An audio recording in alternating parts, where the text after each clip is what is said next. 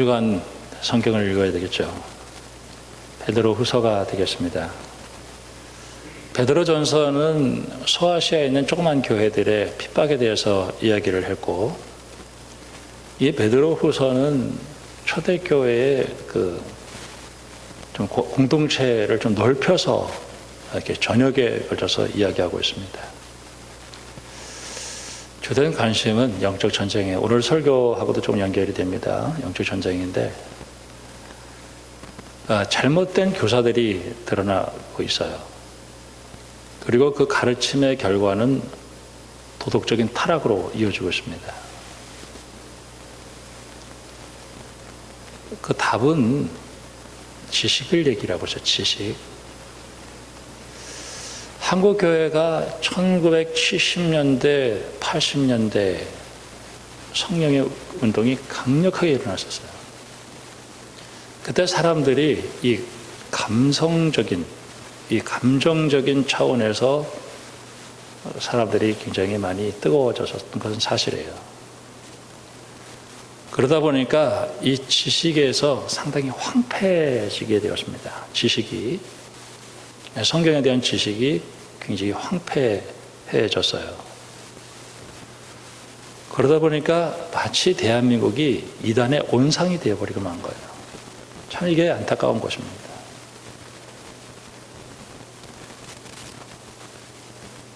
오늘날처럼 이렇게 이단들이 판을 친 때가 없었어요.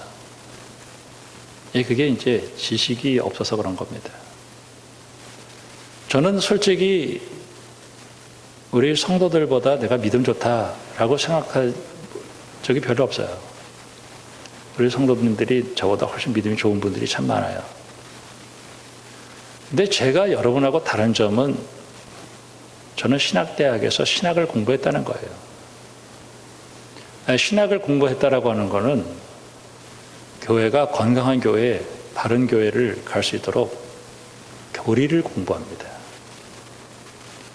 그러니까 이게 무슨 기도해가지고 알고 그런 거 아니에요. 예수님이 누군가, 그러면서 이제 교리를 공부하는데, 이단들 속에는 사탄이 있는 거예요. 그러니까 성령이 역사하지 않아요. 이들은 모방의 천재들이에요. 하나님의 인도를 못 받죠. 여러분들도 아마 다 지금 이단들이 판을 치고 있죠. 아마 다 접촉이 됐을 거예요. 그랬을 때 따라가면 안 됩니다. 가서 연구도 해보고 기도도 해보고, 저렇게 사람이 많이 모일 때는 뭐가 있겠지. 그렇게 되는 게 아니라고 얘기했습니다. 이건 지식의 문제예요.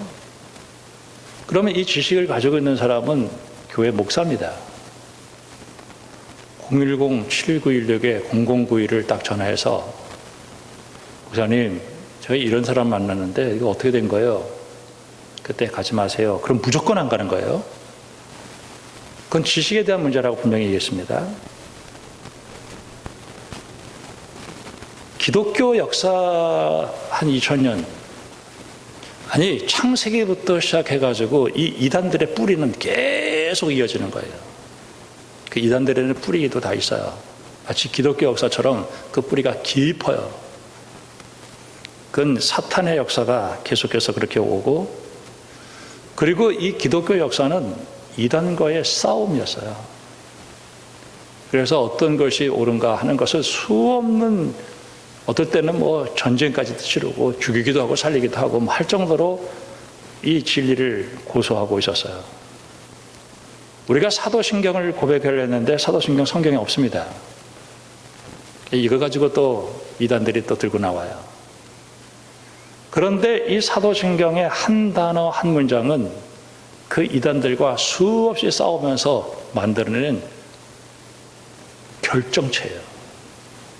그래서 이 사도신경을 고백한다라고 하는 거는, 그러니까 이 사도 전승이라고 그래요. 아포스톨릭 트래디션.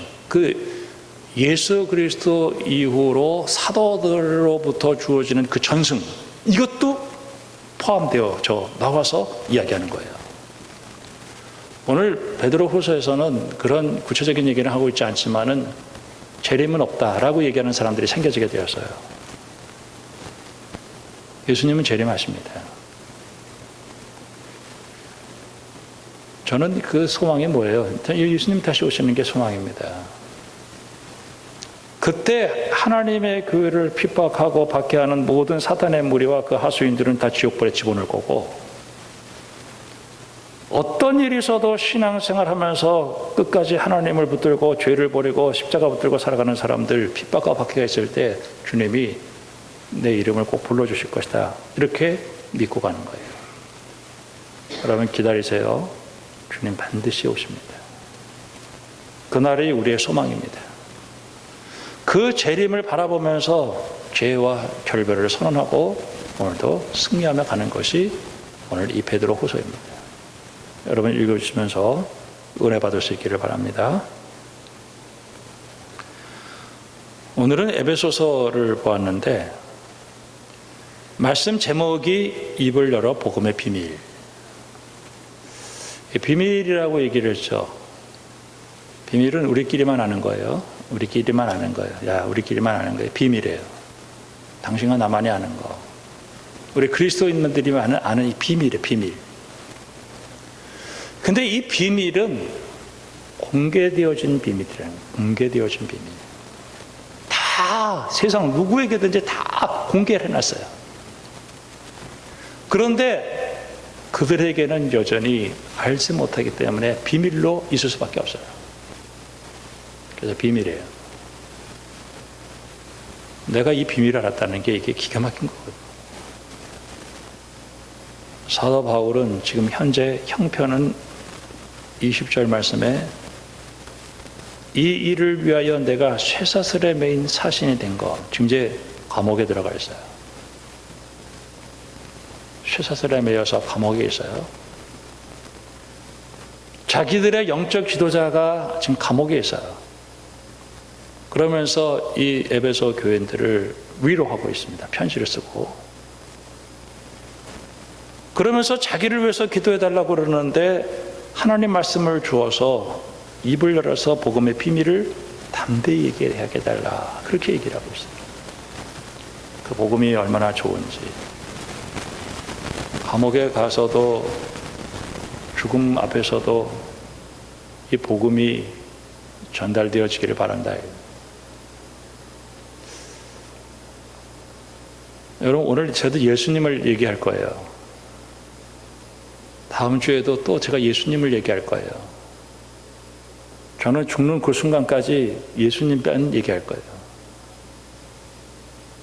그 다음 주에도 예수님만 얘기할 거예요. 그 다음에도 또 예수님만 얘기할 거예요. 근데 예수님을 아무리 들었고 다음 주에 와서 또 들어도 또 좋은 분이 예수님이에요. 참 이상하죠. 그 예수님 수도 없이 들었는데 그 예수님이 또 그 얘기 그 말 그게 아니에요. 예수님은 들으면 들을수록 신비해요. 예수님은 동일하신 분이지만 역사는 매일 새로워요.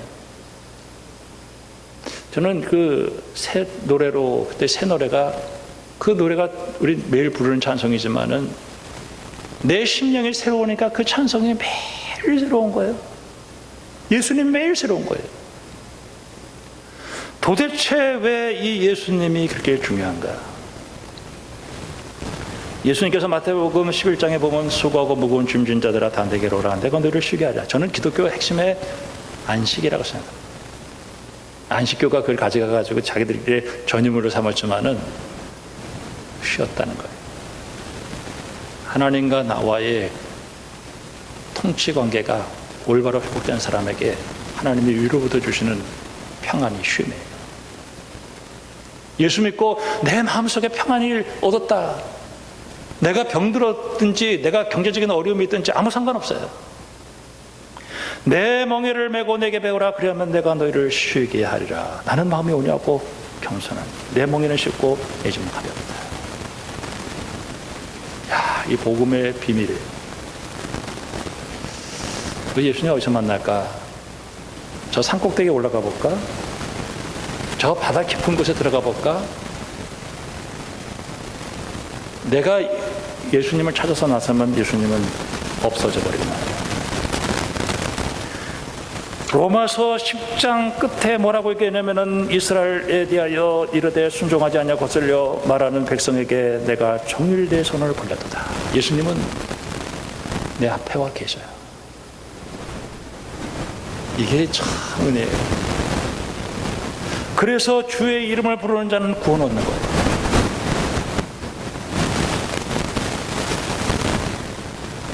저는 오늘 이 시간 여러분을 축복하고 싶습니다.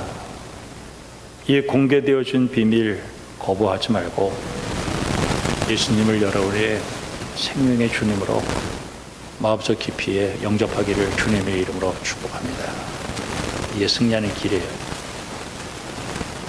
마태복음 8장에 보면은 백부장이 그 하인이 중풍 걸렸을 때 예수님께서 찾아가겠다 얘기했을 때 백부장이 뭐라고 얘기했냐면은 내 아래 군사들이 있는데 내가 한마디 딱 하면 그들이 오기도 하고 가기도 합니다.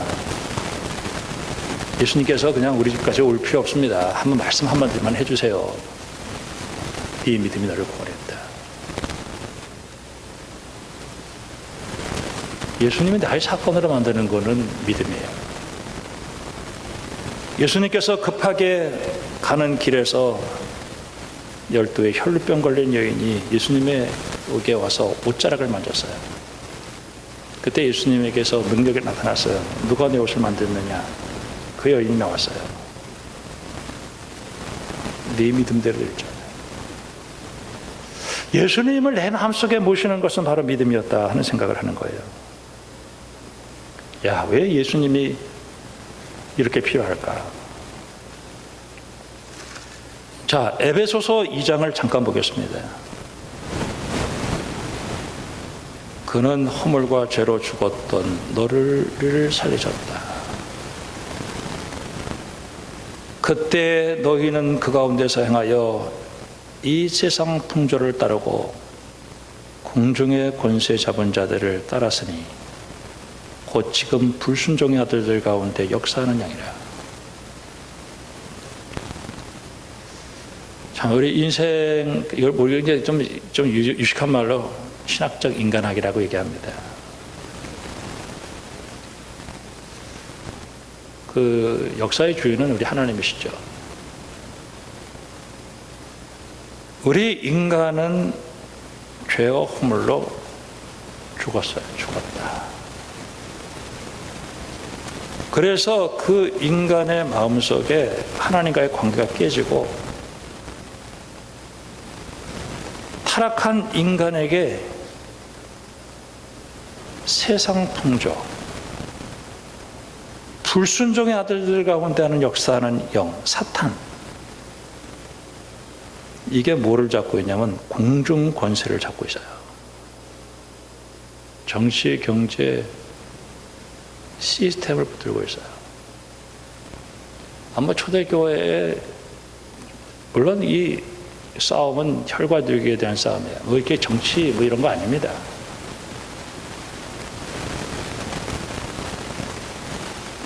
그래서 우리는 욕심을 따라서 타락한 본성을 따라 살아 진노의 자녀였어요. 야, 참 인생이 이런 게 제가 요새 어쩌다 보니까 그 펜트하우스라고 하는 그 드라마가 있어요. 어쩌다 보니까 봤어요. 박장중의 상막장에. 근데 거기서 인간을 보겠더라고요. 야, 저게 인간이고, 인간의 아주 그냥 모든 게 다 나오더라고요. 막 아주 뭐 별의별 게 다 나오더라고요. 인간의 정말 끝장을 보겠더라고요. 그런 인간을 하나님이 예수 그리스도를 통해서 새롭게 창조해 주었어요. 새롭게 살렸다. 2장 10절에 우리는 그가 만드신 바라 그리스도 예수 안에서 선한 일을 위하여 지으심을 받았다. 나 같은 죄인이 용서함 받아서 주 앞에 옳다함 얻음은, 옳다함 얻음. 고린도후서 5장 17절에 그리스도 예수 안에 있으면 이제는 이전 것은 지나갔으니 보라 새 것이 되었도다. 새로운 피조물 만들어 주었다. 하나님이 망가질 대로 망가진 이 버려진 나 같은 인생을 예수님의 십자가의 은혜로 하나님을 알 수 있도록 내 마음을 주님이 새롭게 창조해 주었다. 니고데모가 예수님께서 찾아갔어요. 하나님 나라 어떻게 보겠습니까? 너 물과 성령으로 거듭나야 돼. 네가 인간적인 노력으로 안 되는 거야. 하나님이 너를 새롭게 만들어줘야 돼. 거듭난 위로부터 난다는 거예요. 우리 인간들이 다 하나님을 거절하며 살아요.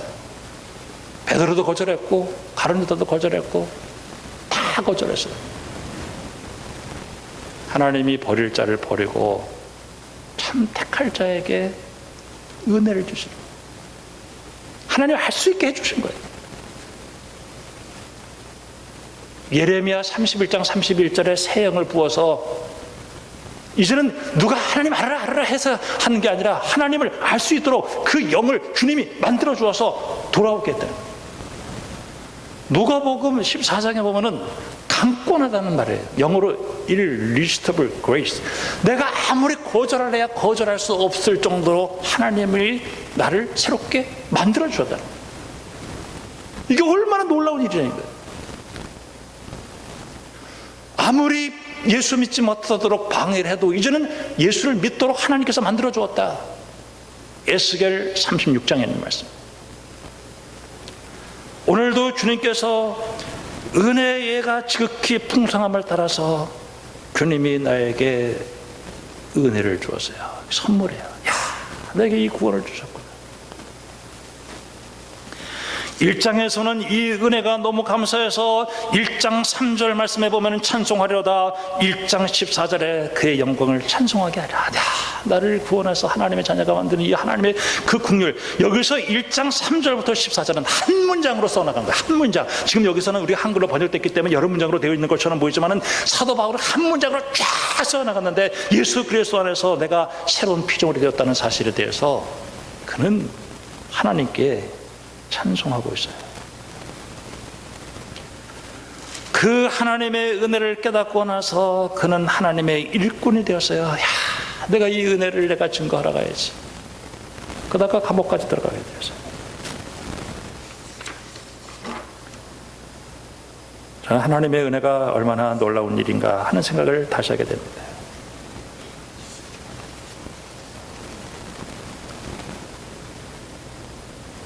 근데 오늘 이 말씀 가운데서 또 하나를 더 보면은 5장 17절 말씀이에요. 5장 15절. 그런즉 너희가 어떻게 행할지를 자세히 주의하여 지혜 없는 자 같이 하지 말고 오직 지혜 있는 자 같이 하여 세월을 아끼라. 때가 악하니라. 그러므로 어리석은 자가 되지 말고 오직 주의 뜻을 이 무엇인가를 이해하라. 술 취하지 말라. 이는 방탕한 것이니 오직 성령으로 충만함을 받으라. 성령이라는 말 나오죠. 내가 예수 믿기 전에 타락한 내 인생이 하나님을 따라보려고 무지무지 노력을 했는데 그 율법이에요. 할 수 없는 것을 성령으로 하시나니.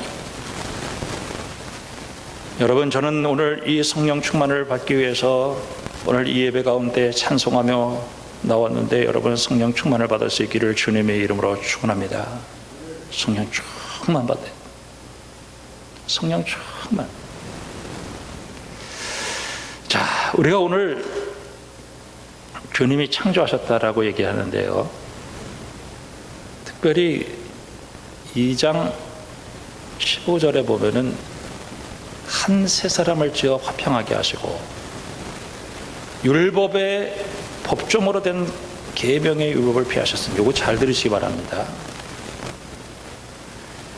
이방인과 유대인과의 관계를 지금 사도 바울은 머릿속에 있어요. 근데 이방인과 유대인 사이 속에 큰 장벽이 하나 있었어요. 그 장벽, 넘을 수 없는 장벽. 근데 유대인들은 자기들은 율법을 가졌다는 거예요.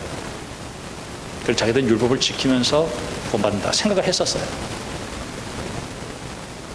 그리고 이방인들은 율법이 없다는 거예요. 그래서 이 율법으로 말미암아서 둘 사이가 깨졌어요. 율법이라고 하는 것은 무엇이냐면은 내가 얼마나 죄인인가 하는 것을 보여주는 게 율법이에요. 율법은 옳은 거예요. 그런데 내가 그 율법을 지킬 수 없기 때문에 그 율법이 뭐가 되냐면은 사망의 법이 되는 거예요. 내가 지킬 수 없기 때문에. 그 지킬 수 없는 것을 지키게 만든 것이 예수님께서 나를 새롭게 창조하실 뿐 아니라 내 안에 성령을 부어주셨다는 거예요. 우리가 성경을 보면 이 두 개가 얼마나 대조가 되는지 몰라요. 나는 할 수 없지만 주님이 나를 새롭게 하셔서 내게 성령을 부어주시면 나는 하나님의 뜻을 따라 살아갈 수 있게 되어졌다라고 하는 것이 바로 이것이에요. 성령 충만으로 승리하기를 주님의 이름으로 축원합니다. 그분이 우리에게 교회를 창조하신 게 새 사람을 지었다는 거예요. 그게 내 삶 속에 어떻게 나타나느냐. 4장 1절부터 16절까지는 교회 속에서 교회를 평화롭게 하는 삶이에요. 5장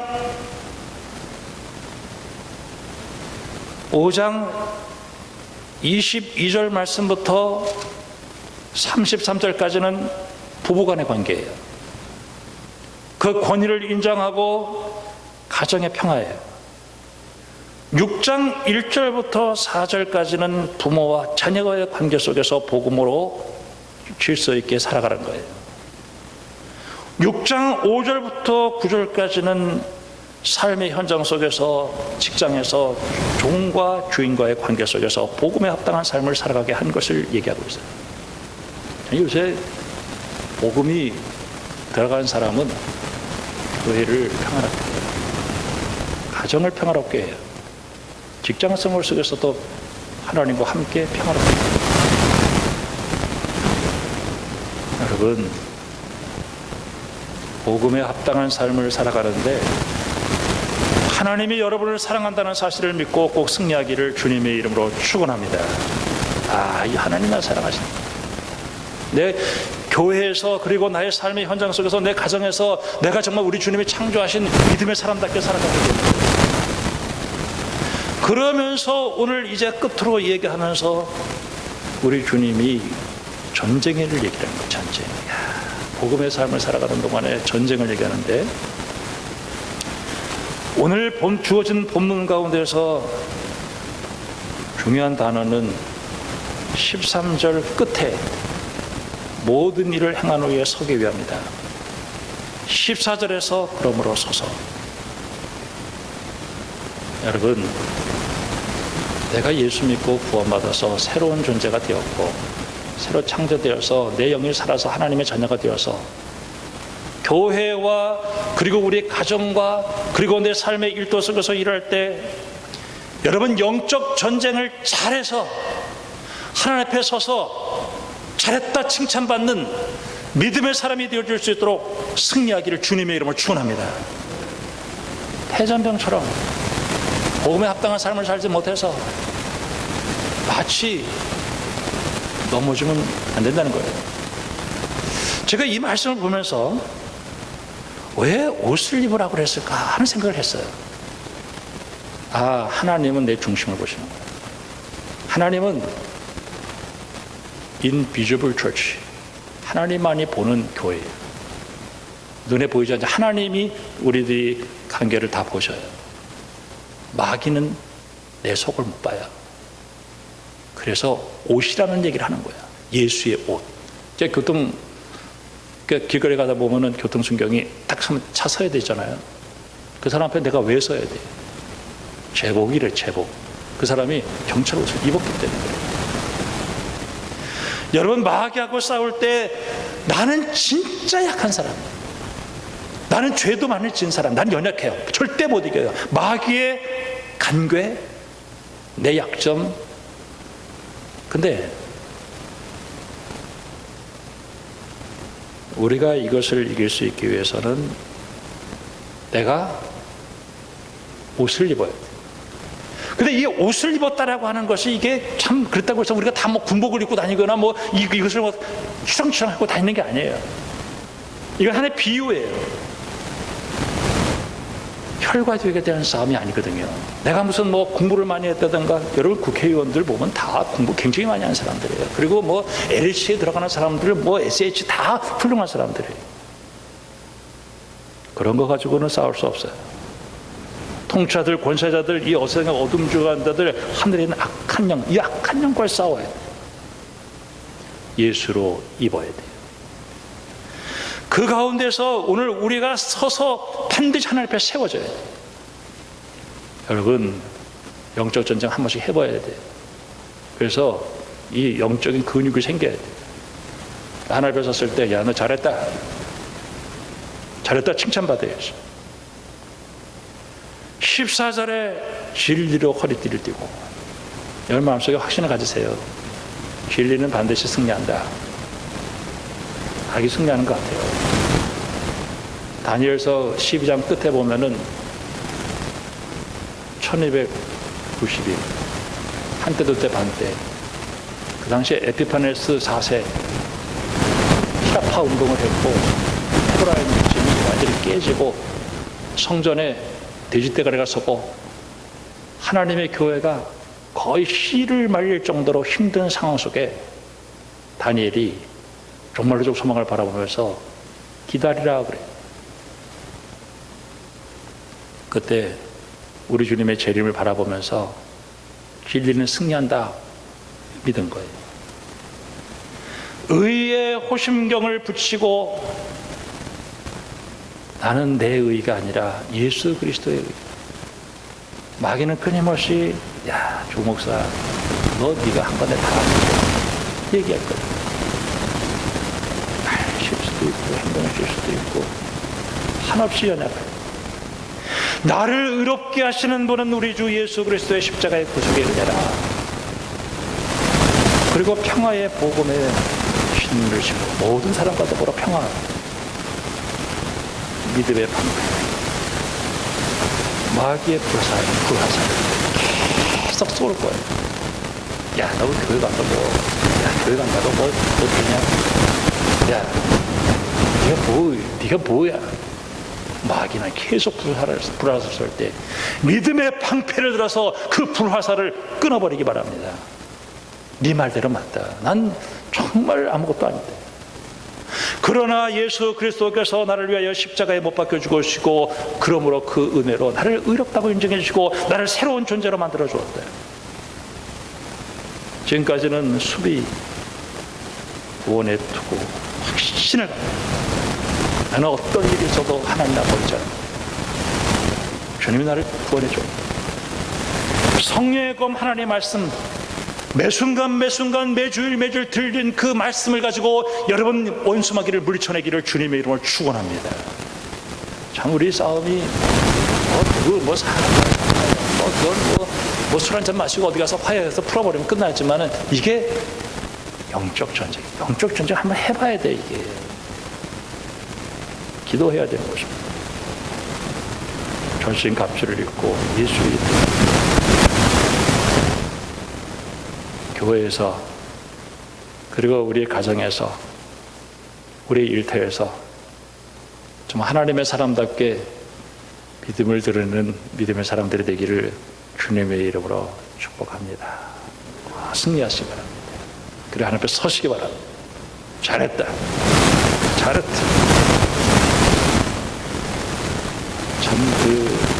아마 이번 주 나가서 또 치열하게 이 자본주의 시대를 살아가는 동안에 돈, 하나님 여러분 돈 주실 거예요. 걱정하지 마요. 여러분 믿음으로 승리하여 하나님 영광 돌리기를 주님의 이름으로 축복합니다. 기도하겠습니다. 하나님 아버지 복음을 알게 해주시고